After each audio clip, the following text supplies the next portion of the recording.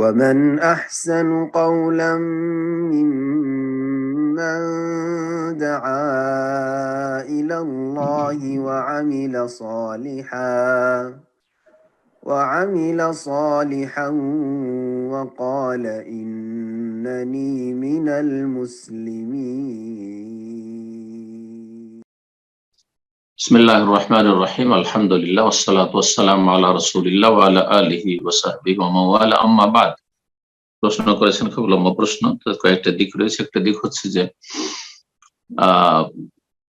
গোসল ফরজ হয়েছে, স্বপ্নদোষ হয়েছে, কিন্তু টের পাননি কখন স্বপ্নদোষ হয়েছে, আর তারপরে বাইরে চলে গেছেন, জোহর পড়েছেন, আসর পড়েছেন, মাগরিব এশা কয়েকটা হয়তো সালাত পড়েছেন, পরে দেখছেন যে কাপড়ে তো বীর্য লেগে আছে, তখন বুঝতে পেরেছেন যে আমার গোসল ফরজ হয়েছে।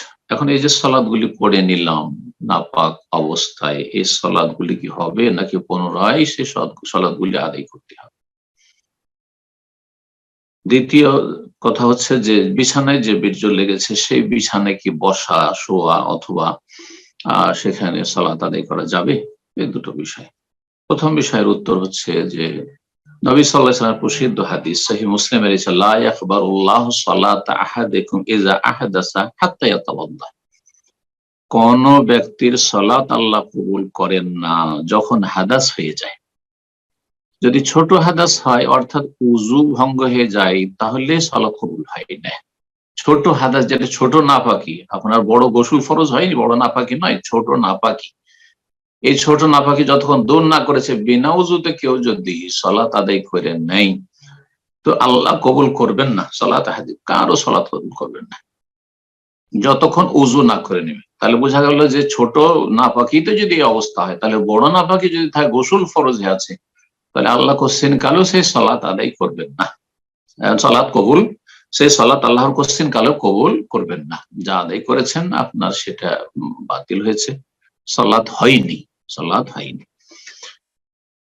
অন্য ভাষা দিয়ে হাদিস সুনানে তিরমিজির প্রথম হাদিস, নবী সাল্লাল্লাহু আলাইহি ওয়াসাল্লাম বলেছেন, লা তুকবালু সালাতুন বিগাইরি তুহুরিন, বিনা পবিত্রতায় কোন সালাত কবুল হয় না। লা তুকবালু মানে লা তাসিহু, মানে সালাত শুদ্ধই হয় না। সালাতের কবুল হওয়ার দুটো দিক হচ্ছে, একটা হচ্ছে সালাত শুদ্ধ না হওয়া, টোটালি হয়নি মানে ফরজটা আদায় হয়নি, আর একটা হচ্ছে কবুল হয় না তার মানে তার উপর পারিতোষিক বা নেকি পাওয়া যায় না, কিন্তু ফরজটা আদায় হয়ে যায়। এখানে শুদ্ধ হয় না অর্থ রয়েছে, বিনা ওযুতে, শুধু ওযু না, তহুর এখানে বলা হয়েছে, ওখানে তো সহিহ মুসলিমে ওযুর কথা বলা হয়েছে, এখানে বলা হয়েছে বিনা পবিত্রতা, বিনা তাহারাতে। তাহারাত দুই রকম, যেমন নাপাকি দুই রকম, তেমনি তাহারাত হচ্ছে দুই রকম। এক নাপাকি ছোট নাপাকি বললাম, আরেক নাপাকি বড় নাপাকি, গোসল ফরজ হয়। ঠিক তেমনি এক তাহারাত হচ্ছে উযু করা, আর এক তাহারাত হচ্ছে গোসল করা, গোসল ফরজ আছে। বিনা তাহারাতে গোসল ফরজ আছে, কোন সালাত কবুল হয় না। লা তুকবালু সালাতুন বিগাইরি তুহুরিন, এখানে কবুল মানে সহি হয় না, হবেই না। পক্ষান্তরে যেখানে বলা হয়েছে কেউ যদি গণককে হাত দেখায় তাহলে তার 40 দিনের সালাত কবুল হয় না, তার মানে এই নয় যে তাকে পুনরায় সে 40 দিনে কাজা করতে হবে। তার মানে হচ্ছে যে সেই ব্যক্তির সালাতের নেকিটা পেল না, কিন্তু সালাতে দোহরাতে হবে না। সেখানে কবুল মানে আল্লাহর কাছে কবুল বলা হয়েছে। যাই হোক, একটি বিষয়, তাহলে আপনাকে কি করতে হবে? এখন এই যতগুলি সালাত ছুটেছে সবগুলি পবিত্রতা অর্জন করে গোসল করে আদায় করতে হবে। আপনি গুনাহগার কিনা? না, গুনাহগার না। কেন গুনাহগার না? কারণ আল্লাহ কোরআনে কারীমে আমাদেরকে শিখিয়ে দিয়েছেন, সূরা বাকারার শেষ দিকে, রব্বানা লা তুআখিযনা, শেষ আয়াত, রব্বানা লা তুআখিযনা ইন নাসিনা আও আখতানা, হে আমাদের রব, হে বান্দা তুমি বলো এইভাবে আমাকে, এবং আমাদের আমি তোমাদের এই ওজর গ্রহণ করব।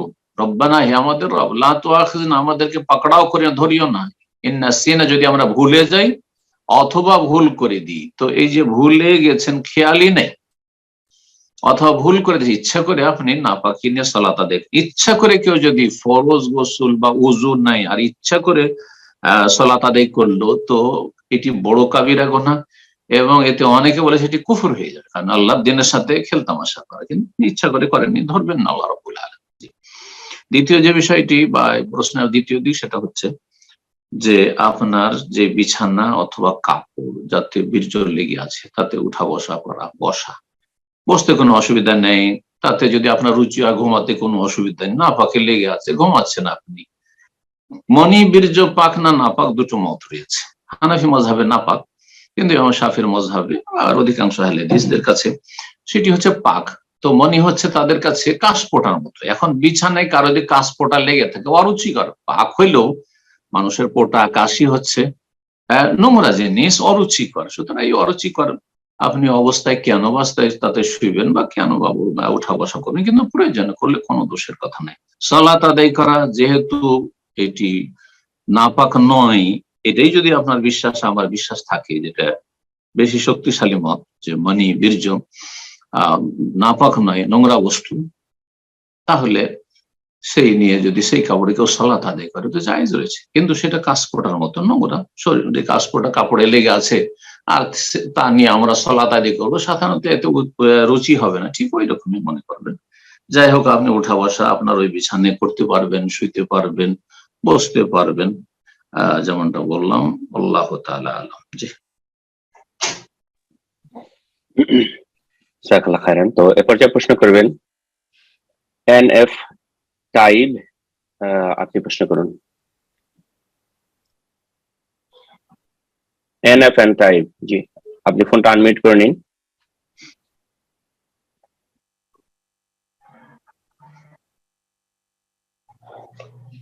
জি, আপনি প্রশ্ন করার জন্য হ্যান্ড রেজ করেছেন। মুরব্বী, আপনাকে আমি দেখতে পাচ্ছি, নামটা হয়তো আপনি এন্টার করেননি, আপনার ডিভাইসের নেম হতে পারে NF টাইব। আপনি ফোনটাকে আনমিউট করে নিন। জি, আপনি কথা বলছেন, আপনাকে আমরা শুনতে পাচ্ছি না। আপনার ফোনটাকে আনমিউট করতে হবে প্রথমে। আপনার স্ক্রিনে ফোনটাকে আনমিউট করতে বলা হচ্ছে, আপনি ফোনটাকে আনমিউট করে নিন। জি, আসলে উনি বুঝতে পারছেন না। জি, আপনাকে আমি দেখতে পাচ্ছি। যে আপনার ফোনটাকে আনমিউট করে নিন, আপনাকে বলা হচ্ছে ফোনটা আনমিউট করতে। জি জি, আপনার ফোন আনমিউট হয়েছে, প্রশ্ন করুন, এখন কথা বলুন। জি, আসসালামু আলাইকুম। ওয়ালাইকুম আসসালাম ওয়া রাহমাতুল্লাহি ওয়া বারাকাতুহু। আমি আমেরিকার নিউ ইয়র্ক থেকে বলছি। আচ্ছা আচ্ছা, নিউ ইয়র্ক থেকে। আমরা মাশাআল্লাহ, বলেন। যে এলাকায় বাস করি এখানে 40-45 জনের মতো 45টি পরিবার আছে। আমরা সহিহ সুন্নাহ ভিত্তিক আমল করি। কিন্তু আমাদের আশেপাশে যে কয়েকটা মসজিদ আছে এগুলি হলো মাযহাবী এবং পীরপন্থী। এমত অবস্থায় আমরা একটা মসজিদ এবং শিক্ষা প্রতিষ্ঠান প্রতিষ্ঠা করতে চাচ্ছি এই এলাকায়। এ বিষয়ে আপনার মতামত এবং পরামর্শ চাচ্ছি। অবশ্যই করুন, শিক্ষা প্রতিষ্ঠান করতে হবে, কারণ শিক্ষা হইতে হবে নির্ভেজাল। ইসলামী শিক্ষা যদি ভেজাল যুক্ত হয় তাহলে তাতে তো আরো বিভ্রান্ত হবে, বাতিল ধর্মে ভ্রান্ত ধর্মে ধার্মিক আরো বেশি বিপজ্জনক। জি, তো যার ফলে শিক্ষা প্রতিষ্ঠান অবশ্যই প্রয়োজন রয়েছে। আর বিশেষ করে ওই সব জায়গায় যেখানে ইসলামের চর্চা খুব কম রয়েছে, ইসলাম শিক্ষার সুযোগ সুবিধা কম রয়েছে। আল্লাহ আপনাদের তৌফিক দান করুন, ইখলাস দান করুন, বারাকা দান করুন। আর মসজিদও প্রতিষ্ঠা করেন, তবে একটি কথা মনে রাখবেন যে সবসময় মধ্যম পন্থা অবলম্বন করবেন। যারা বিদআত করে তারা দুই ভাগে বিভক্ত। পীরপন্থী মানে বড় শিরকারী নয়, পীরপন্থী দুই রকম রয়েছে।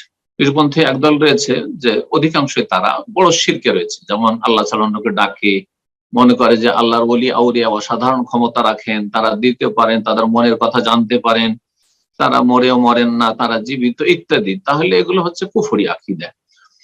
আর এই জন্য মুরিদ হয় যে তারা জান্নাতে নিয়ে যাওয়ার ক্ষমতা রাখেন, তাহলে এগুলো কুফরি আকীদা, তাহলে তাদের পিছনে সালাত জায়েজ নয়। বাকি কথা হলো যে পীরপন্থী, পীর ভক্তি আছে, আর হয়তো এই বেদাতি বায়াতও আছে, পীরের বায়াত করে, কিন্তু তারা মনে করে না যে তারা কিছু দিতে পারে, তারা সাধারণ ক্ষমতা রাখে, বরং মনে করে তারা আল্লাহর বান্দা, তবে আল্লাহর নেক বান্দা, আমরা তাদের মতো হওয়ার চেষ্টা করবো। যদিও বেদাতি তরিকায় তারা আছে, তাহলে তাদেরকে মুবতাদি বেদাতি বলবো, কিন্তু তাদের বেদাত হচ্ছে মুফাসসিকা, গুনহার বেদাত, কুফরির বেদাত নয়, মুকাফফিরা নয়। সুতরাং প্রয়োজনে তাদের পেছনে তাদের মসজিদে সালাত আদায় করবেন। জি, আর যদি মসজিদ তৈরি হয়ে যায় আর তাতে কোনো দ্বন্দ্ব নেই, আলহামদুলিল্লাহ, আপনারা আপনাদের মতো মসজিদ তৈরি করবেন, দিনের খেদমত করবেন। আল্লাহ রাব্বুল আলামিন আপনাদেরকে জাযায়ে খায়র দান করুন, উত্তম বদলা দান করুন, বেশি বেশি তৌফিক দান করুন, এবং সব সময় মধ্যম পন্থা অবলম্বনের আল্লাহ রাব্বুল আলামিন তৌফিক দান করুন। না তাতে বাড়াবাড়ি থাকবে, না তাতে ছাড়াছাড়ি থাকবে, শৈথিল্য থাকবে। আল্লাহ হেফাজত করুন। আমিন। তো ইনশাআল্লাহ এ পর্যায়ে প্রশ্ন করবেন রিয়াদ হাসান মিঠুন, আপনি প্রশ্ন করুন।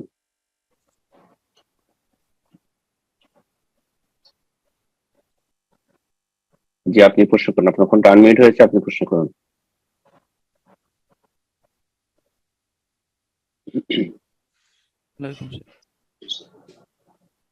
আপনাকে আমরা শুনতে পাচ্ছি না, আবারও মাইকটা ঠিক করে নিন, প্রশ্ন করুন। আসসালামু আলাইকুম। শোনা যাচ্ছে না আপনার কথা, জোরে বলেন একটু।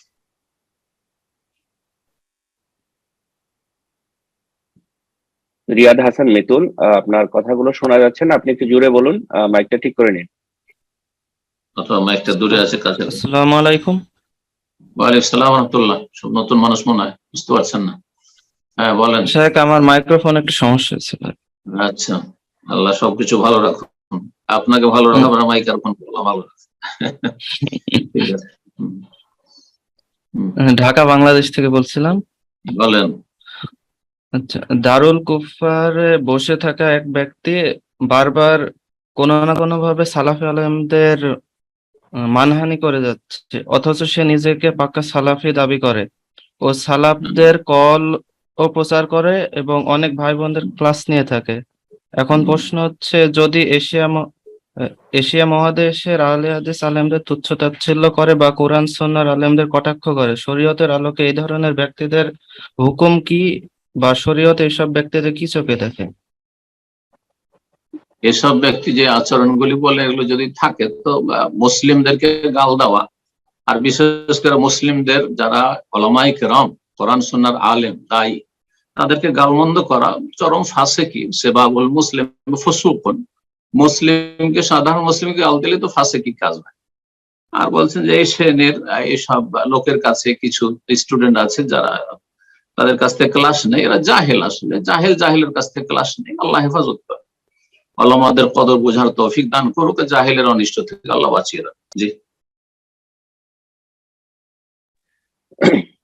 জাযাকাল্লাহ খাইরান। তো ইনশাআল্লাহ এরপর যা প্রশ্ন করবেন, আর আজাদ হোসেন, আপনি প্রশ্ন করুন। আসসালামু আলাইকুম ওয়া রাহমাতুল্লাহি ওয়া বারাকাতুহু। ওয়ালাইকুম আসসালাম ওয়া রাহমাতুল্লাহি ওয়া বারাকাতুহু। জি, যে শায়েখ, দুবাই শারজা থেকে আমি আজাদ হোসেন বলছিলাম। জি বলেন। যে শায়েখ, আমাদের মানহাজ গোপনকারী একজন শায়েখ ওয়াজের মৌসুম আসলে উনি সালাফি পরিচয় দেয়, সালাফি আহলে হাদিস না। সালাফদের অনুসরণ করতে হবে বাধ্যতামূলক প্রতিটা মুসলিমের। উনি প্রশ্ন উত্তরে এভাবে এড়িয়ে যান, কিন্তু পরবর্তীতে দেখা যায় ওনার আইডিতে সালাফি আহলে হাদিস বিদেশি পোস্ট সকল করেন, বিভিন্ন ভাবে সালাফি আহলে হাদিসদেরকে তুচ্ছ-তাচ্ছিল্য করতেছেন। এ বিষয়ে আপনার নসিহতমূলক উপদেশ চাই আমাদের কিছু দ্বীনি ভাইদের উদ্দেশ্যে, যারা বর্তমানে নতুন এসেছেন অনলাইন জগতে। আল্লাহ রাব্বুল আলামিনের কাছে দোয়া করি, আল্লাহ সত্যিকার কোরআন সুন্নাহর অনুসারী সালাফি আহলুল হাদিস, আহলুল আসার তাদেরকে চেনার তৌফিক দান করুন। যতক্ষণ আপনি কোরআন সুন্নাহর অনুসারী সালাফিদেরকে না চেনবেন, মানহাজে সালাফের অনুসারীদেরকে না চেনবেন, শুধু মৌখিক দাবি করা আর মার্কেট ঠিক রাখা, লোকের ধোকায় পড়বেন, তো প্রতারিত অবশ্যই হবেন। একজন মানুষ সত্যিকার সালাফি কি না, তার শুধু মৌখিক দাবি যথেষ্ট নয়। আমি নিজেকে বলবো সালাফি, অথচ সালাফদের তরিকার অনুসারী নয়, এটা চলবে না। প্রথম কথা, সালাফদের তরিকার অনুসারী হইতে হবে, কোরআন সুন্নাহর অনুসারী, সালাফদের সাহাবায়ে কেরাম, তাবেঈন, তাবা তাবেঈন, তাদের আদর্শের অনুসারী। তার সাথে আরেকটি গুরুত্বপূর্ণ বিষয় যে আমার উঠা চলা, হ্যাঁ, কার সাথে, আমি কাদের সাথে উঠা বসা করি। দেখা যাচ্ছে ইখওয়ানীদের কে হিরো বলছে, ইখওয়ানীদের স্টেজে বসছে, ইখওয়ানীদের সাথে তাদের ঘনিষ্ঠ মিত্রতা, আর নিজেকে সালাফি দাবি করছে। তো আজকাল তো এক শ্রেণীর ইখওয়ানী রয়েছে, এমনকি জঙ্গি রয়েছে, তারাও সালাফি আহলে হাদিস দাবি করছে। কি করবেন? জঙ্গিরা কি সালাফি? খালাফি এরা। এইরকম ইখওয়ানীরা কি সালাফি? খালাফি। তো কথা হচ্ছে যে শুধু দাবি করলে হয় না, দাবির দলিল পেশ করে। দাবির একটি দলিল হচ্ছে যে আমার চারপাশে কারা উঠা বসা করে, আমি কাদের সাথে আন্তরিকতা রাখি, আমার আশেপাশে যেসব ওলামায়ে কেরামগণ বসেন তারা কি আসলে সালাফি ওলামা, নাকি ইখওয়ানি জামাতি ওলামা, তাবলীগী ওলামা, সুফি ওলামা, এসব দেখার বিষয় রয়েছে। আল্লাহ বুঝার তো এতেই বুঝতে পারবেন ভালো করে। দেখেন বিভিন্ন স্টেজে তাদের প্রধান অতিথি হচ্ছে পাক্কা ইখওয়ানি। ইমাম আলবানী রাহিমাহুল্লাহ বিদ্বেষী, কি করে সালাফি বলছেন তাদেরকে? আল্লাহ বুঝার তৌফিক দান। আমিন। এরপর যা প্রশ্ন করবেন, সাবির, আপনি প্রশ্ন করুন।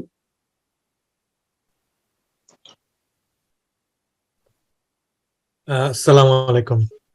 ওয়ালাইকুম আসসালাম ওয়া রাহমাতুল্লাহি ওয়া বারাকাতুহু। জি, আমি একজন মহিলার পক্ষ থেকে একটা কোশ্চেন করতে চাই। আমি জানা হিউস্টন যাওয়ার পূর্বে টেক্সাস আপনি কোথায় বলছেন? আমি কোথা থেকে হিউস্টন বলছেন? টেক্সাস থেকে আমেরিকা হিউস্টন টেক্সাস থেকে বলছি। আচ্ছা, মাশাআল্লাহ, বলেন।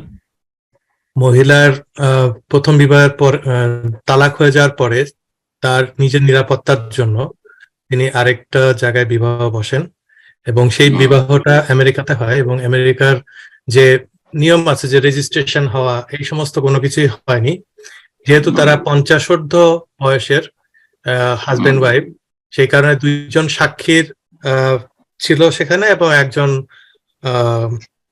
মওলানা ছিলেন, একজন হুজুর ছিলেন, তার মাধ্যমে এটা হয়। এবং বলেছিল কিনা অভিভাবক ছিল মেয়ের? অভিভাবক ছিল না কোনো, কারণ অভিভাবক অনুমতি দিয়েছেন? কেননা এখানে আলোচনা জরুরি না। কেননা ওই যে 50 বছরের উপরে থাকার কারণে তাকে বোঝানো হয়েছে যে অভিভাবক লাগবে না। না, অভিভাবককে একেবারে জানায়নি যে আমি বিয়ে বসতে যাচ্ছি, হ্যাঁ, আপনার অনুমতি সেগুলো চাই। জানিয়েছে। হ্যাঁ, সেগুলো জানিয়েছে, অভিভাবক ওটা জানে। সম্মতি হইলে হলো, অভিভাবকের সশরীর উপস্থিতি জরুরি নাই। জি, অভিভাবক জানে, অনুমতি কিন্তু দিয়েছে কোনো তোমরা রকম বিয়ে বসে যাবে কি? জি। জি কোনো রকম লিখিত পড়িত কোনো কিছুই হয়নি, কোনো রেজিস্ট্রেশন কোনো কিছু হয়নি, সবই মুখে মুখে। এখন বর্তমানে যে দুজন সাক্ষী ছিল। পরিস্থিতি বর্তমানে যে পরিস্থিতি হয়েছে যে সেই ভদ্রলোক যার সাথে বিয়ে হয়েছে উনি তবলিগি জামাতের সাথে জড়িত এবং উনি ফ্যামিলির কোনো কিছু দেখা সাক্ষাৎ কিছুই করেন না, সবসময় তবলিগ নিয়েই থাকেন এবং উনি কোনো ফ্যামিলির দেখাশোনা, তার খরচ দেওয়া কিছুই করেন না, বরং আরো ফ্যামিলির থেকে সাহায্য নিয়ে চলেন, এরকম আর কি অবস্থা। তো এরকম পরিস্থিতিতে সেই ভদ্রমহিলা চাচ্ছেন যে এখানেও তালাক দিয়ে উনি খোলা তালাক দিয়ে চলে আসবেন, কিন্তু যেহেতু যে কোনো লিখিত পড়িত কিছু হয়নি, সবই মুখে মুখে, এখন কিভাবে এই তালাকটা হতে পারে বা খোলা তালাকটা হতে পারে? বা তালাক অবশ্যই হইতে হবে, যেহেতু দুইজন সাক্ষী ছিল। বিয়ের জন্য যে বিয়ের রুকন ফরজ, তা হচ্ছে পাত্র পাত্রী বিদ্যমান থাকা, আর শর্ত হচ্ছে ওলি থাকা, শর্ত হচ্ছে দুজন সাক্ষী থাকা। তাহলে শর্ত ছিল, রুকনও ছিল, আর ইজাব কবুলও হয়েছে। ইজাব হয়েছে, কবুল হয়েছে। আর ওলি সশরীরে না থাকলেও ওলির কাছ থেকে অনুমতি নেওয়া হয়েছে যে আমরা বিয়ে করছি, ঠিক আছে তোমরা বিয়ে করো, এইটাই যথেষ্ট ওলির নেতৃত্বের জন্য। তো সেটাও ছিল, সুতরাং তার বিয়ে হয়েছে, বিয়ে তো হয়ে গেছে। তবলিগি হোক, জামাতি হোক, বেদাতি হোক, যদি সে ইসলামের গণ্ডিতে থেকে থাকে তাহলে তার সাথে বিয়ে শুদ্ধ। সুতরাং এই তবলিগির সাথে বিয়ে তার শুদ্ধ হয়েছে। এখন সে যদি না থাকতে চায়, তার বিভিন্ন অপরাধের কারণে বা বিভ্রান্তির কারণে, গুমরাহির কারণে এবং অবহেলার কারণে, যেমনটা বললেন, তাহলে খোলা নেবে, কোনো দোষের কথা নাই। যেই ব্যক্তি স্ত্রী সম্পর্ক অবহেলা করবে তার কাছ থেকে খোলা নিতে পারবে। যেই ব্যক্তি হক আদায় করে না, তারপরে পরনির্ভরশীল, সে ভরণ পোষণ দেয় না ইত্যাদি, এ বিদাতি চিল্লা দিয়ে বেড়ায়, কোনো দোষ নাই যে তার কাছ থেকে খোলা নেবে, কোনো গুনাহ হবে না, খোলা নিয়ে নেবে, কিন্তু খোলা নিতে হবে। এখন কাগজপত্র বিয়ের সময় হয়নি, কাগজপত্র হওয়ার কোনো শর্ত নাই বিয়ের জন্য। যেমনটা বললাম, মৌখিক আগের যুগে আমরাই যখন আমাদের বিয়ে শাদীর সময় কাগজ, আমরা বিদেশে পরিবার নিয়ে আসো তখন কাগজের প্রয়োজন হয়েছে, কাগজ কোনো শর্তে এখন নেই। জি, হলে ভালো, না হলে কোনো দোষের কথা নেই। তো বিয়ে হয়েছে, খোলা নিতে পারবে। আর খোলা যেভাবে বিয়ে হয়েছে মৌখিক ওইভাবে খোলা করবে, দুইজন সাক্ষী রেখে। আর সবচেয়ে ভালো যে আদালতের শরণাপন্ন হবে। আর যদি সেটাও সম্ভব না হয়, সেটা সামাজিক ভাবে হইতে পারে, জরুরি নয় যে আদালতে যেতে হবে। আর বিশেষ করে কাফের আদালতে মুসলিমদের সমস্যা নিয়ে যাওয়া জায়েজও নয়। সুতরাং এই ক্ষেত্রে বলবো যে সামাজিক ভাবে সাক্ষী রেখে, যে হ্যাঁ, যেমন সাক্ষী রেখেছিল বিয়েতে, সাক্ষী রাখবে খোলাতে। তারপরে একজন কোন, আপনারা যেহেতু মুসলিম দেশে আছেন, সেখানে কোন মসজিদের ইমাম বা বড় একজন শেখ, কোন ইসলামী সেন্টার, ইসলামী প্রতিষ্ঠানের, তিনি অভিভাবক হয়ে বিবাহ বিচ্ছেদের ফাসখে নেকাহ খোলার ঘোষণা করতে পারবেন। আল্লাহু তাআলা আ'লাম। জি, জাযাকাল্লাহু খাইরান। এই পর্যায়ে প্রশ্ন করবেন ইমন আহমেদ সালাফি, আপনি প্রশ্ন করুন।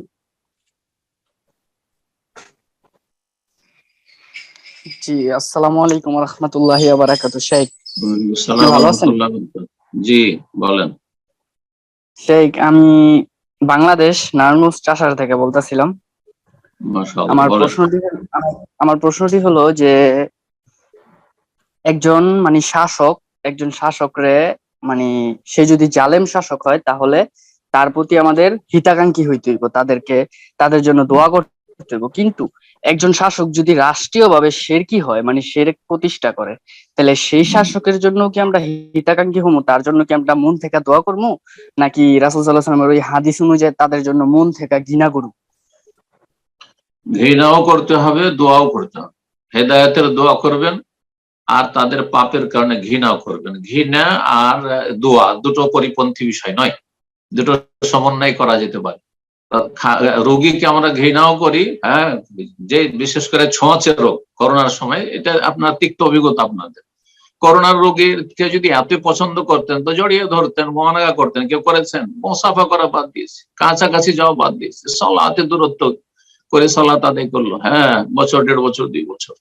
তো কথা হচ্ছে যে রোগী, এই রোগী মারাত্মক রোগী, জালেম রোগী, আর যারা ইসলাম বিরোধী কাজ করছে তারা হচ্ছে রোগী, সে যে কোনো স্তরের লোক হোক না কেন, ঘৃণাও করতে হবে। আর যদি তার দ্বারা সে হেদায়েত হয়ে গেলে ইসলামের অনেক কাজ হইতে পারে। সত্যিকারের একজন শাসক যদি হেদায়েত হয়ে যায়, ইসলামের অনেক কাজ হবে তাদের দ্বারা, যেটা আমাদের দ্বারা সম্ভব না, আলেমের দ্বারাও সম্ভব নয়। তো তাদের হেদায়েতের জন্য দোয়া করতে হবে। এটাই তাদের হিতাকাঙ্ক্ষী হওয়া মানে অন্তরের মহব্বত নয়, মোটেই নয়, কিন্তু ভুল কথা এটা। তারপরে আরেকটি বিষয় যেটা, সেটা হচ্ছে যে বৈধ কাজে আনুগত্য করতে হবে, অবৈধ কাজকে ঘৃণা করতে, অবৈধ কাজের ক্ষেত্রে ঘৃণা করতে হবে। তাদের বিরুদ্ধে অস্ত্র ধারণ করে বিদ্রোহ করে বের হওয়া যাবে না, নাশকতামূলক কাজ করা যাবে না, কারণ এতে কোনো ফায়দা নাই। যুগে যুগে সমস্ত যে ঘটনাবলী রয়েছে তার স্পষ্ট প্রমাণ যে যতই ভালো মানুষ হোক না কেন, যখনই রাষ্ট্রদ্রোহিতায় গিয়েছে, নিজে ক্ষতিগ্রস্ত, নিজের জাতিকে ক্ষতিগ্রস্ত করেছে, নিজের দিনকে, ইসলাম ক্ষতিগ্রস্ত, দুনিয়া আখিরাতে ক্ষতিগ্রস্ত হয়েছে। আল্লাহ বুঝার তৌফিক দান করুন এবং আল্লাহ রাব্বুল আলামিন সবাইকে নেক হওয়ার তৌফিক দান করুন। আর তারপরে বড় শিরকে আছে, রাষ্ট্রীয় শিরকে আছে, এগুলো ফতোয়া সাধারণ লোক দেবে না। আজকাল সোশ্যাল মিডিয়ার ফেতনার যুগে সবাই মুফতি, কিন্তু খবরদার না, এগুলো বড় বড় আলেমরা বলবে যদি বলার প্রয়োজন হয়, আর বড় বড় সালাফি কোরআন সুন্নাহর আলেমরা বলবে। শুধু আমাদের দেশীয় আলেম যাদের আকীদা মানহাজের জ্ঞান নেই, আর দিল রাষ্ট্রীয় শিরক, আর ঘরের মধ্যে শিরক, মাজার পূজা ভরপুর চলছে, যেগুলো গ্রাম থেকে উঠাইতে পারবে সেগুলো উঠাচ্ছে না, রাষ্ট্রীয় বড় বড় কথা শুধু। তো ভালো ভালো যারা আলেম তারা এসব কথা বলবেন যদি প্রয়োজন হয়। আল্লাহ বুঝার তৌফিক দান করছে। ইনশাআল্লাহ পর্যায়ে প্রশ্ন করবেন মাহাবুল শেখ, আপনি প্রশ্ন করুন। আসসালামু আলাইকুম ওয়া রাহমাতুল্লাহি ওয়া বারাকাতুহু। ওয়া আলাইকুম আসসালাম ওয়া রাহমাতুল্লাহি ওয়া বারাকাতুহু। জি, আমি তামিলনাড়ু থেকে বলছি। আর প্রশ্ন হচ্ছে যে আমি এখানে যে মসজিদ আছে সেখানে আমি নিয়মিত নামাজ পড়তে যাই, এবং এখানে তাবলিগ জামাতি ভাইরা ওরা আমাকে মানে বলে যে আমাদের সাথে বসো, মানে এইসব তাবলিগে 2-1 দিন লেগে চলো। তা আমি অবশ্যই ওদের সঙ্গে বসি নাও এবং যাই নাও। এমন অবস্থা ওরা কি বলে মানে বুঝাবো ভাই, ওদের কাছ থেকে আমি দূরে থাকবো, কিছু পরামর্শ দিবেন? তাবলীগ জামাতের মসজিদে সালাত আদায় করতে যাচ্ছেন, যদি বিকল্প কোরআন সুন্নাহ অনুসারীদের মসজিদ না থাকে তো বেদাতীদের পিছনে সালাত হবে। এই ধরনের যারা বেদাত তাদের পিছনে সালাত হবে, পড়বেন, কিন্তু সালাত পড়ে আপনি সেখান থেকে চলে আসবেন। তাদের যে সব অনুষ্ঠানগুলি হয় সেখানে জাল, জয়ীব, কিসসা, কাহিনী, বেদাত, শিরকি আলোচনা পর্যন্ত হয়। তাদের কিতাবে বড় শিরক আছে, ছোট শিরক আছে, আর গোমরাহিও আছে, জাল জয়ীফও আছে, উদ্ভট কিসসা কাহিনীও আছে। তো এই জন্য তাদের মজলিসে বসা জায়েজ নয়। যেমন গান বাজনার মজলিসে বসা জায়েজ নয়, নাচের মজলিসে বসা জায়েজ নয়, বারের মজলিসে বসা জায়েজ নয়, ঠিক তেমনি বেদাতি মজলিসে বসা জায়েজ নয়। কোরআনে কারীম আল্লাহ বলছেন, ফালা তাকুদ বাদা যিকরা মাল কওমিজ জালিমিন, উপদেশ আসার পরে জালেম সম্প্রদায়ের সাথে বসবে না। হ্যাঁ, ফালা তাকুদু মাহুম হাত্তা ইয়াখুযু ফি হাদিসিন গায়রিহি, না এত বলছেন যে অতক্ষণ পর্যন্ত তাদের মজলিসে বসবে যতক্ষণ পর্যন্ত তারা অন্য কোনো আলোচনা না করছে। তাদের ধর্মীয় আলোচনা মানে বেদাতি আলোচনা বসবেন না। কিন্তু ধরেন বেদাতীদের সাথে সামাজিক কিছু গঠনমূলক আলোচনা রয়েছে, কোন সামাজিক বিচার রয়েছে, ইত্যাদি রয়েছে, অথবা পারিবারিক কোন আপনার আপন ভাই ব্রাদার আত্মীয় স্বজন বেদাতি, আর তাদের সাথে পারিবারিক সমস্যার সমাধান রয়েছে, বসুন। হাত্তা ইয়াখুযু ফি হাদিসিন গায়রিহি। তো আল্লাহ রাব্বুল বুঝার তৌফিক দান করুন। আপনি সেখানে কিভাবে সেখান থেকে কেটে পড়বেন সেই কৌশল হিকমত আপনি অবলম্বন করবেন, আর একটি হচ্ছে যে আমি ভাই ব্যস্ত, আমি এগুলো তো বুঝতে পারবো না। যদি দুর্বল থাকেন তাহলে বলবেন যে আমি ব্যস্ত, আমি এতে বুঝতে পারবো না। কিন্তু যদি দুর্বল না হন, আপনি হক কথা বলতে পারবেন, শুধু ঘৃণাই করবেন না তাদের বেদাত আর বেদাতিকে, বরং বলতে পারবেন যে ভাই তোমাদের এই চিল্লার তরিকা বেদাতি তরিকা, সুতরাং তোমাদের মজলিস আমি বসতে পারছি না, এই বেদাতি মজলিসে বসতে পারছি না। হ্যাঁ, দেখি বল প্রয়োগ করা সরকারের কাজ। আর তারপরে হচ্ছে ফাবেলিসান নেহি, জবান দ্বারা বলতে যদি পারেন যে তোমাদের তরিকা চিল্লার তরিকা, আর এই তোমাদের ফাজাইল আমল নিয়ে বসা, এগুলো বেদাতি কাজ, এগুলো কাজ আমি বসতে পারছি না, সেটাও যদি না পারেন তো ফাবিকাল অন্তর থেকে ঘৃণা করে সেখান থেকে কৌশলের সাথে কেটে পড়েন। জি, জাযাকাল্লাহ খাইরান। তো এই পর্যায়ে প্রশ্ন করবেন আমাতুল্লাহ খাদিজা, আপনি প্রশ্ন করুন।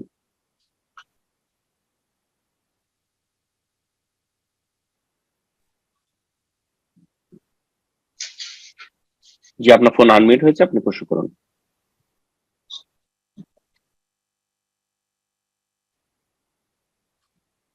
আমাতুল্লাহ খাদিজা, আপনার ফোনটা আনমিউট হয়েছে, সময় না নিয়ে দ্রুত প্রশ্ন করুন।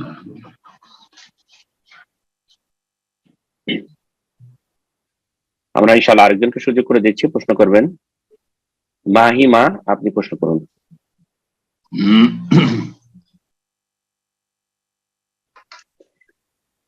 সরি, রাহিমা, রাহিমা, আপনি প্রশ্ন করুন। রাহিমা, আপনার ফোনটা আনমিউট করে নেন, প্রশ্ন করুন। আসসালামু আলাইকুম। ওয়ালাইকুম আসসালাম ওয়া রাহমাতুল্লাহি ওয়া বারাকাতুহু। বলেন। এক বোনের প্রশ্ন। গতকাল এটা এক বোনের প্রশ্ন আর কি। গতকাল দুপুরে সময় তার মাকে এক তালাক দিলাম বলেছিল তার বাবা। তার মাকে জিজ্ঞাসা করা হয়েছিল তার বাবা প্রথম কবে থেকে এমন ভাবে তালাক দেওয়া শুরু করছে। তার মা বললো যে তার বড় ভাইয়ের জন্মের 2 দিন পর থেকেই প্রায় 30 বছর হচ্ছে আর কি। মোহরানা 10,000 টাকা দিয়ে দিছেন, কিন্তু 30 বছর আগে 10 মোহরানা দিয়ে দিছিল। সেখানে অন্য লোকও উপস্থিত ছিলেন, তবে তার তালাক দিলাম বললে যে তালাক দেওয়া হয়ে যায় এমনটা তার মা জানতেন না। এখন ওনাদের একসাথে থাকা কি জিনা হবে? আর তারা কয়বার তালাক দিয়েছে?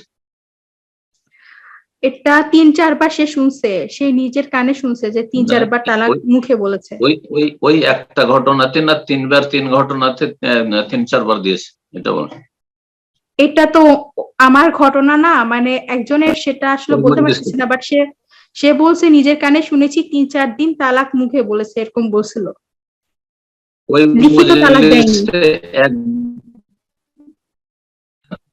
আমার কথা শুনুন, একদিনের ঝগড়াতে 3-4 বার বলেছে না কয়েকদিনের ঝগড়াতে কয়েকবার বলেছে? সেটা আমি বলতে পারতেছি না, কারণ আমার না তো, আমি যতটুকু বলা যাচ্ছে না, যার প্রশ্ন তাকে জিজ্ঞেস করতে বলবেন। ঠিক আছে,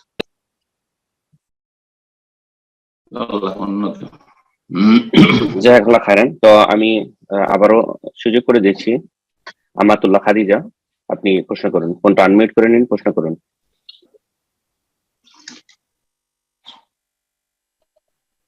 যে আপনার ফোনটা আনমিউট আছে, আপনাকে শুনতে পাচ্ছি না, তো আমি আপনাদের মনোযোগে আকর্ষণ করছি। বেশি সময় দেওয়া যাবে না, যদি প্রশ্ন করতে পারেন ইনশাআল্লাহ আপনি প্রশ্ন করুন, অন্যথা আমরা আরেকজনকে সুযোগ করে দেব।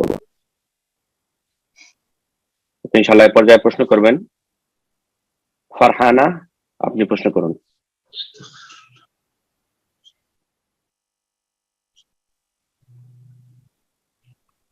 ফারহানা, আপনার ফোনটা আনমিউট করে নিন, প্রশ্ন করুন। আসসালামু আলাইকুম সম্মানিত শাইখ।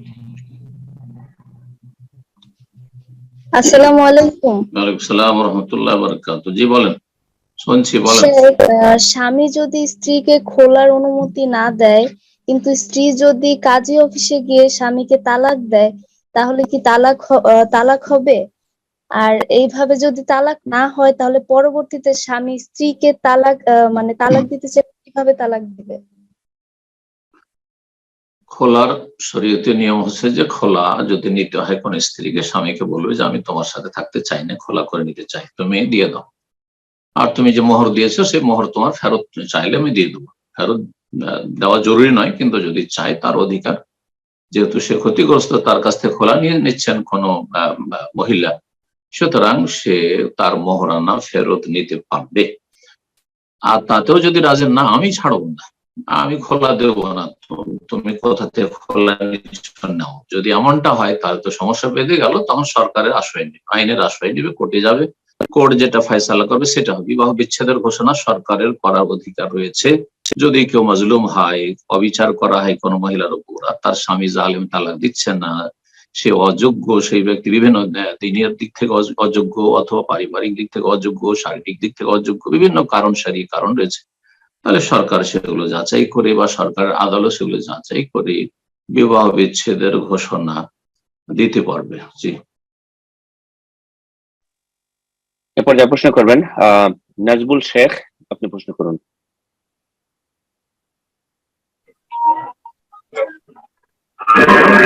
আসসালামু আলাইকুম ওয়া রাহমাতুল্লাহ। ওয়ালাইকুম আসসালাম ওয়া রাহমাতুল্লাহি ওয়া বারাকাতুহু। জি, আমি মিঠাপুর থেকে বলছি। আমার প্রশ্ন হলো, কলকাতার মিঠাপুর। জি বলেন।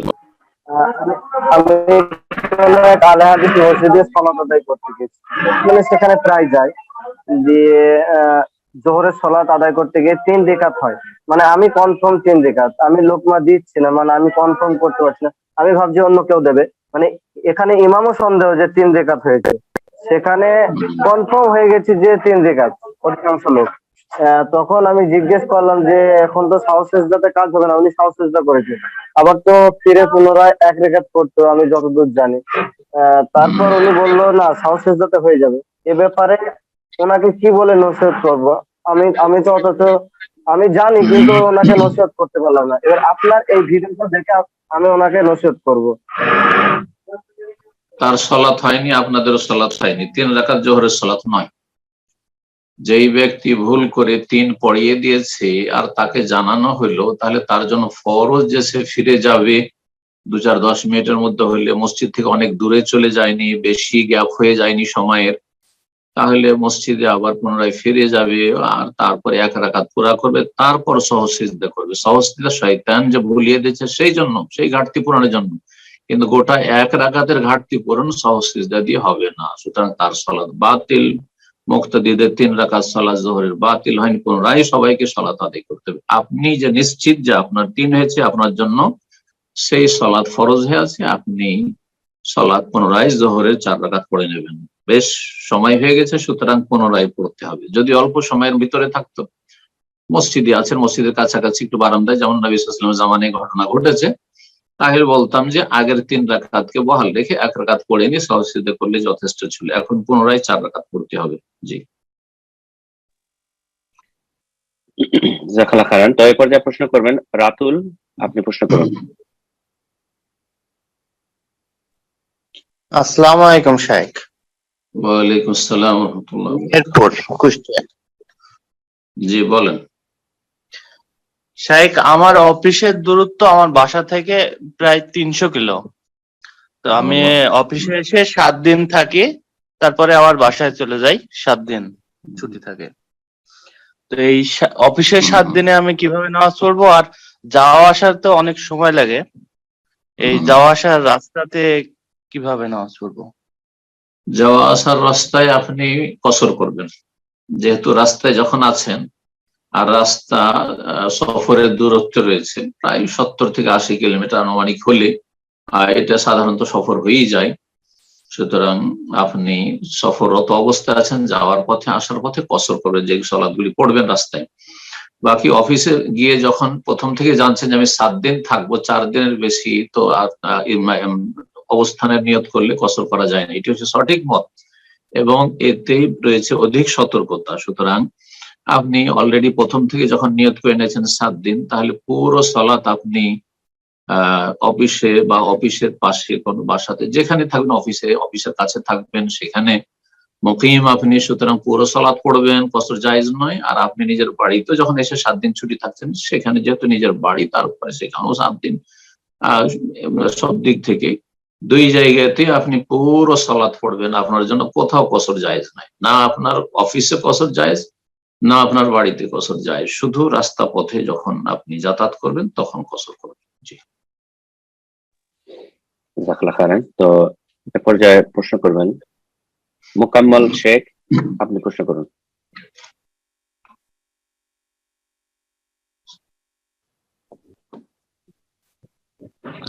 আসসালামু আলাইকুম ওয়া রাহমাতুল্লাহ। ওয়ালাইকুম আসসালাম ওয়া রাহমাতুল্লাহি ওয়া বারাকাতুহু।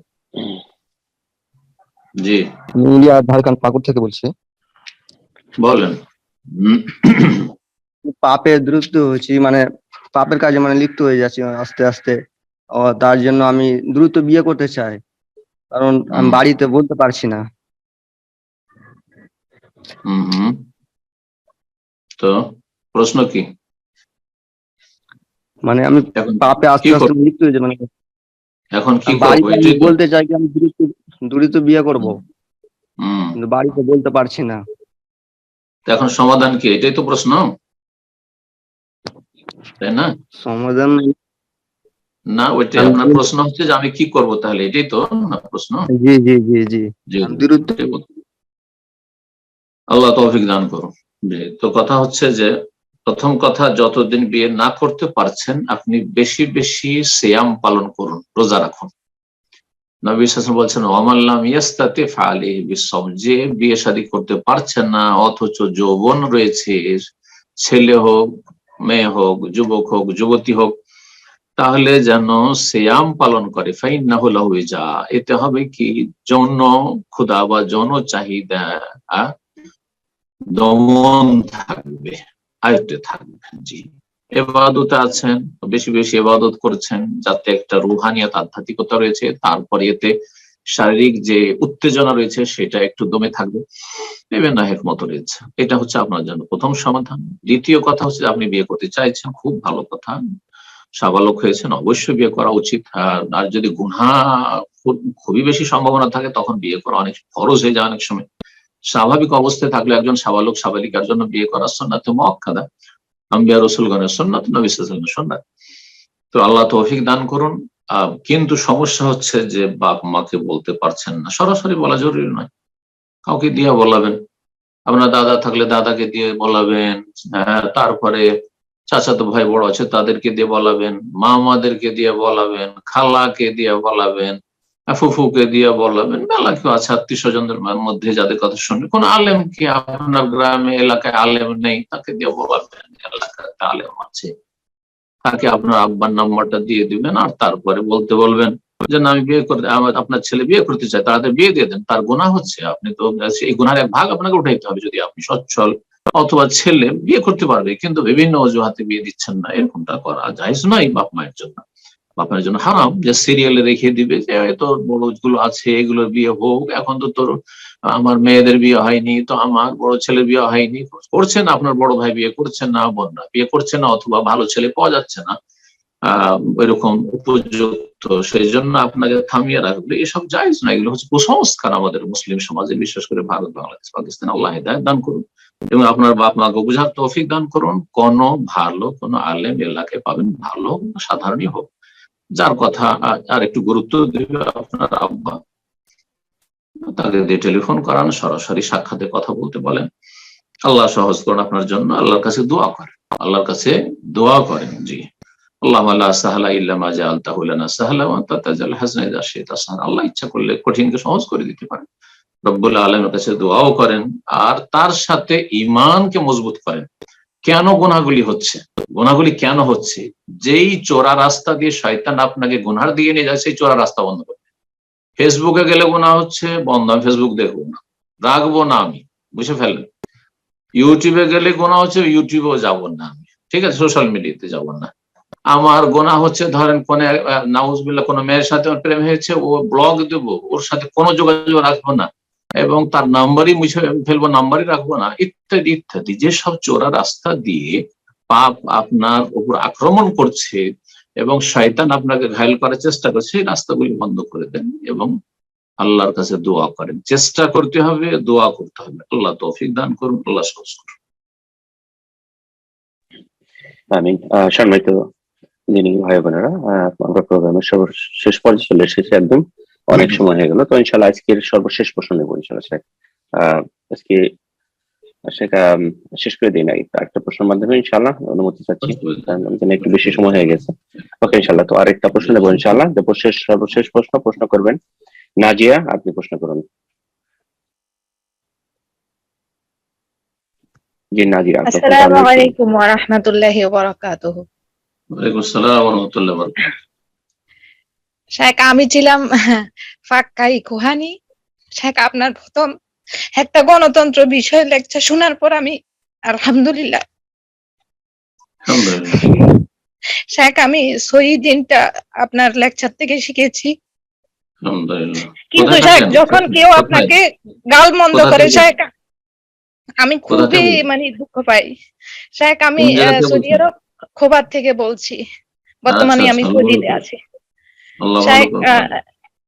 শেখ, এখন আপনাকে কেউ যদি গালমন্দ করে আমার খুবই কষ্ট লাগে, এই জিনিসটা আমি সহ্য করতে পারি না, ওদেরকে কষ্ট লাগে। কিন্তু ওরা, আরেকটা কথা হচ্ছে শেখ, ইউএনএস একাডেমি লন্ডন, ওনারা জামাতিদের দেখি যে ওনাদের সম্বন্ধে করে। এখন শেখ, ওদের থেকে আমরা দিন নিতে পারবো কিনা, যে ইউএনএস একাডেমি লন্ডন। শেখ, আপনার থেকে পরামর্শ চাচ্ছিলাম। প্রথম কথা, আমাকে গালমন্দ করলে কষ্ট লাগে, এটা ঠিক আছে, এটা আপনার ইমানের দাবি যে ভালো মানুষদেরকে, নির্দোষী যারা কোরআন সুন্নাহর খেদমত করে, যারা খাঁটি ইসলামের কথা বলে, তাদেরকে গালমন্দ করলে সবাই এই ব্যথায় ব্যথিত হয়, কষ্ট পাবে, স্বাভাবিক। তবে মনে রাখতে হবে যে আম্বিয়া রাসূলগণ এর চাইতে বেশি কষ্ট পেয়েছেন। নবী সাল্লাল্লাহু আলাইহি ওয়াসাল্লাম যেসব কষ্ট বরদাস্ত করেছেন কাফেরদের পক্ষ থেকে, মুনাফিকদের পক্ষ থেকে, এমনকি অনেকেই মুসলিম সমাজেরও কেউ কষ্ট দিয়েছে কোনো সময়। তো যাই হোক, নবী সাল্লাল্লাহু আলাইহি সাল্লামকে কষ্ট যেভাবে দেওয়া হয়েছে আর অন্যান্য নবীদেরকে, তারপরে আরো সব উলামায়ে কেরাম, আইম্মায়ে কেরামদেরকে যেভাবে কষ্ট দেওয়া হয়েছে, আমাদেরকে তো এরকম কষ্ট দেওয়া হয়। ইমাম বুখারী কত কষ্ট দেওয়া হয়েছে, ইমাম আবু হানিফাকে কষ্ট দেওয়া হয়েছে, ইমাম ইবনে তাইমিয়া রাহিমাহুল্লাহ কত কষ্ট দেওয়া হয়েছে, আমাদের ওইসব কষ্ট তো হয়নি, আলহামদুলিল্লাহ। সুতরাং এতে কোনো যায় আসে না, বরং এতে আমাদের নেকি বাড়ছে, মর্যাদা বাড়ছে, গুনাহ মাফ হচ্ছে। এবং একটি কথা মনে রাখবেন, সূরা হজ আল্লাহ বলেন ইন্নাল্লাহা ইউদাফিউ আনিল্লাযিনা আমানু, মুমিনদের পক্ষ থেকে আল্লাহ ডিফেন্স করেন। আল্লাহ ডিফেন্স করছেন, আমাদের নীরব থাকা ভালো। আর ভালো দিয়ে মন্দকে দূর করে, যারা গাল দিচ্ছে তাদেরকে আমরা গাল দেবো না, তাদের আমরা ছোট করব না, তাদেরকে আমরা কোনো খারাপ ভাষা বলবো না, বরং তাদের এই জন্য হিতাকাঙ্ক্ষী, তারা রোগী অসুস্থ, আল্লাহ এদেরকে সুস্থ যেন করে দেন, এদেরকে সঠিক বুঝ যেন দান করে। বহু লোক আলহামদুলিল্লাহ বুঝতে শিখেছে, যারা গালমন্দ করতো, শত্রুতা করতো, এতে যায় আসে না।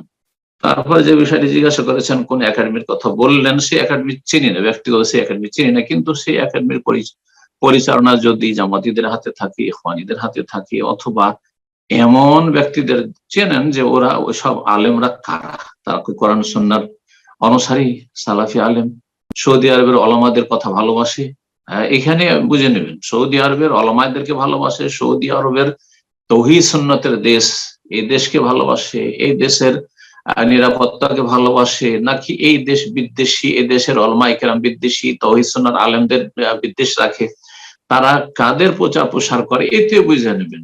যদি দেখা যায় যে তারা কোরআন সুন্নাহর অনুসারী, তাহলে তাদের আলোচনা শুনবেন, অথবা তাদের একাডেমিক থেকে আপনি উপকৃত হবেন। আর যদি দেখা যায় যে না, তারা হয়তো আহলে কোরআন হাদিস অস্বীকারী, গোমরাহ পথভ্রষ্ট, তারা হচ্ছে জামাত ইখওয়ানী, তাহলে তারা বিভ্রান্ত।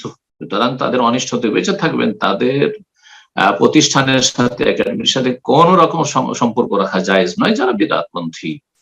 আল্লাহ রাব্বুল আলামিন বুঝার তৌফিক দান করুন, আল্লাহ হিদায়াতের উপর যেন কায়েম রাখুন, এবং আল্লাহ রাব্বুল আলামিন যেন আমাদেরকে, আপনাদেরকে, সকলকে, যে সব ভাই বোনেরা আমাদের সাথে থাকলেন, তাদের সবাইকে আল্লাহ ভালো রাখেন বলে তো ইনশাআল্লাহ আজকে এখানে শেষ করে দেন। আর প্রশ্ন আছে? প্রশ্ন তো অনেক আছে, এটা তো সম্ভব হবে না আমাদের সবগুলো নেওয়া, বিধায় আজকে শেষ করে দেন। ইনশাআল্লাহ আগামী প্রোগ্রামে সময়ের জন্য সামনের সপ্তাহে হয়তো সম্ভাবনা আছে প্রোগ্রাম নাও হইতে পারে, তো ওটা আপনার সময়টা কাছে আসলে জানিয়ে দেবেন। জি জি, জাযাকুমুল্লাহ খায়ের। তো আমরা এখানে আজকের আলোচনা শেষ করছি, যে প্রশ্ন উত্তর পর্বটাও শেষ করছি, এবং তার সাথে যে বিষয়টি আবার বলছি, অনেক ভাই বোনেরা হয়তো শুরু থেকে ছিলেন না, আমাদের যে কিতাব ছিল আ'লামুস সুন্নাহ আল মানসুরা, নাজাত প্রাপ্ত দলের আকীদার ধারাবাহিক আলোচনা আমরা 108টি পর্বে করলাম। এক একটি পর্ব প্রায় আনুমানিক 25 মিনিট থেকে আধা ঘন্টা রয়েছে। তার মানে আমাদের আলোচনা প্রায় 54-55 মিনিটের আলোচনা, পুরো কিতাবের উপর আলোচনা করলাম। আল্লাহ রাব্বুল আলামিন যেন কবুল করেন। এই আমরা আকীদা মানহাজের আলোচনা শেষ করলাম। আর তারপরে আমাদের নিয়ত আছে ইনশাআল্লাহ তাআলা আমরা ফিকহের আলোচনা শুরু করব। দীর্ঘ আকীদার আলোচনা হয়ে গেছে, শুরু থেকে শেষ পর্যন্ত আমার মনে হয় প্রায় বিষয়গুলি চলে এসেছে। এখন আমাদের প্রয়োজন ফিকহি মাসলা মাসাইলের জন্য কোরআন সুন্নাহ ভিত্তিক ফিকহি আলোচনা আমরা ইনশাআল্লাহ শুরু করব। মৌলিক বিষয়গুলি থেকে, তাহারাত থেকে। এর জন্য আমরা চিন্তা ভাবনা করেছি কোন কিতাব থেকে কোন কিতাবকে সামনে রেখে শুরু করা। একটি কিতাব সামনে থাকলে বেশি ভালো, আর ওইভাবে ধারাবাহিক আমরা চলতে থাকবো ইনশাআল্লাহ। তাই বিশেষ করে তাহারাত, সালাত, আর যাকাত, সিয়াম, হজ, আর তারপর বিবাহ শাদী, এইসব বিষয়গুলি জানা প্রত্যেক মুসলিমের জন্য অত্যন্ত জরুরি। ব্যবসা বাণিজ্যের হালাল হারাম কিছুটা। তো ইনশাআল্লাহ তাআলা আমাদের নিয়ত রয়েছে আল্লাহ যেন সেটা আমাদের কন্টিনিউ করার তৌফিক দান করেন, এবং যা কিছু আমরা করলাম আল্লাহ যেন কবুল করেন, এবং যা কিছু ভুল করেছি আল্লাহ যেন মাফ করে দেন। ভালোগুলি আল্লাহ কবুল করেন, মন্দটা আমাদের মাফ করে দেন এবং সংশোধনে আল্লাহ তৌফিক দান করেন। যারা শুরু থেকে অথবা মাঝে মাঝে গ্যাপ দিয়ে হোক অথবা শেষ দিকে হোক যারা আমাদের সাথে আছেন এবং থাকবেন, আল্লাহ তাদের উত্তম প্রতিদান দান করেন। আল্লাহ তাদের জীবনের সার্বিক ক্ষেত্রে বরকত দান করেন। সমস্ত অনিষ্ট থেকে আল্লাহ আমাদের আপনাদের সকলকে বাঁচিয়ে রাখেন। আর যারা বিশেষভাবে পরিচালনা করেছেন আমাদের আমেরিকার ভাইয়েরা, বিশেষ করে ইকরাম ভাই, আব্দুল হক ভাই, আরো যেসব ভাই, মনির ভাই, আরো সব ভাইরা রয়েছেন, সবার নাম নিতে পারলাম না, মাফ করবেন। আপনাদের যে টিম রয়েছে আল্লাহ রাব্বুল আলামিন আপনাদেরকে যেন আল্লাহ সন্তুষ্টির জন্য সবসময় ইখলাসের সাথে কাজ করে যাওয়ার তৌফিক দান করেন, এবং দিনের দাওয়াতের কার্যক্রম সালাফি মানহাজে আপনাদেরকে চালিয়ে যাওয়ার আরো বেশি বেশি তৌফিক দান করেন। আল্লাহ রাব্বুল আলামিন যেন আমাদের এই মেহনতগুলি কবুল করেন, আপনাদের মেহনত কবুল করেন, এবং ইখলাসকে সবসময় শক্তভাবে ধারণ করে রাখার তৌফিক দান করেন। নবী সাল্লাল্লাহু আলাইহি ওয়াসাল্লামের তরিকা আমাদেরকে জীবনযাপনের তৌফিক দান করেন। সমস্ত অনিষ্ট বালা মুসিবত থেকে আমাদেরকে সকলকে, আমাদের পরিবার পরিজন, ছেলে মেয়ে, আপনাদের ছেলে মেয়েদেরকে আল্লাহ সমস্ত বালা মুসিবত থেকে, গুমরাহি থেকে, দিন দুনিয়ার অনিষ্ট থেকে, বিপদ আপদ থেকে, ফিতনা ফাসাদ থেকে আল্লাহ বাঁচিয়ে রাখেন। রোজিতে আল্লাহ বরকত দান করেন। মানসিক শারীরিক সার্বিক দিক থেকে আল্লাহ সুখে শান্তিতে আপনাদের আমাদের সকলকে রাখেন। যেখানে আমরা থাকি না কেন আল্লাহ রাব্বুল আলামিন যেন সবসময় আমাদের যতদিন দুনিয়া রাখবে ঈমানের অবস্থায় এবং জালেমের জুলুম থেকে হেফাজতে রাখেন।